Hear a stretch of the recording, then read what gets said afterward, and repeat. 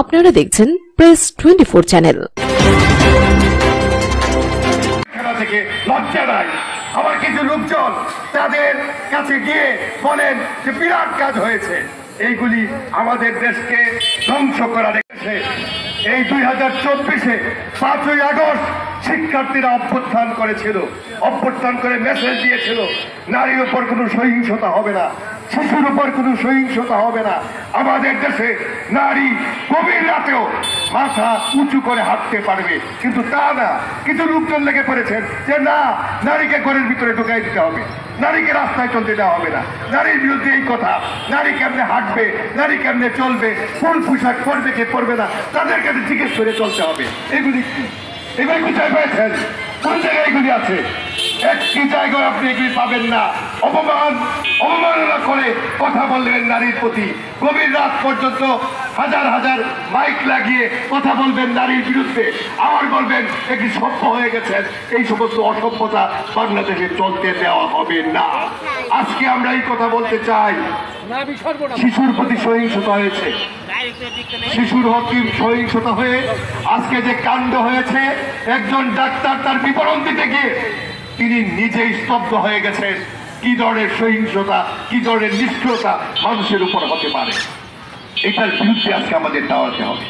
দাঁড়াতে হবে এই কারণে, যারা মনে করছেন যে কিছুই বলবো না, বোধহয় আমার ঘরে এটা ঘটবে না, আমার ভাইয়ের ঘটবে না, আমার বোনের ঘটবে না, আমার স্ত্রীর ঘটবে না, আমার মায়ের ঘটবে না, এই কথা মনে করার কোনো কারণ নাই। বাংলাদেশের সমস্ত মানুষকে, নারী পুরুষ আবাল বৃদ্ধ বনিতা সকলকে আজকে তার বিরুদ্ধে সোচ্চার হতে হবে। আমি আমার কথা বাড়াবো না।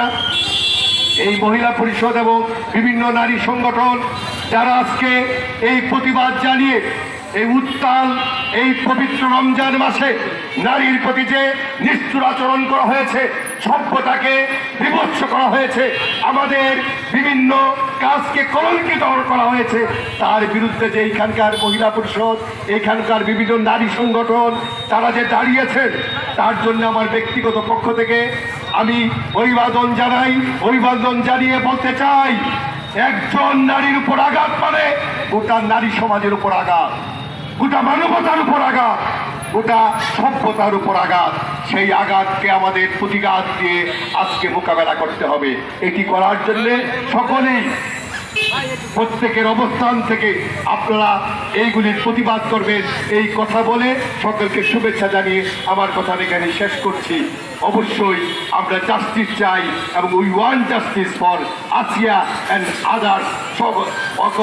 সকল মানুষের জন্য আমরা তার অধিকার চাই। এই কথা বলে আমি আমার বক্তব্যের থেকে ধন্যবাদ। বন্ধুরা, খুবই দুঃখ ভারাক্রান্ত মন নিয়ে আজকে আমরা এই প্রতিবাদ সমাবেশে উপস্থিত হয়েছি। ইতিমধ্যে আপনারা শুনেছেন সারা বাংলাদেশ উত্তাল হয়েছে, ঢাকার রাজধানী উত্তাল হয়েছে।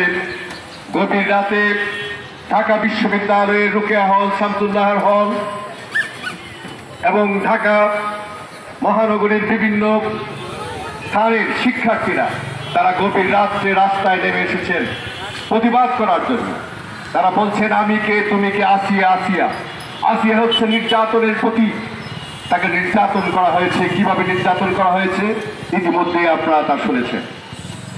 আমরা এই ধরনের মতবন্ধুজ ঘটনার তীব্র প্রতিবাদ জানাই এবং সেই সাথে আমরা বলতে চাই, বাংলাদেশের রাস্তায় ঘাটে যারা মোরালে পুলিশিং করতে চান, একজন নারী কি পোশাকে চলবেন কি পোশাকে চলবেন না তা ঠিক করার দায়িত্ব নিয়েছেন কিছু লোক।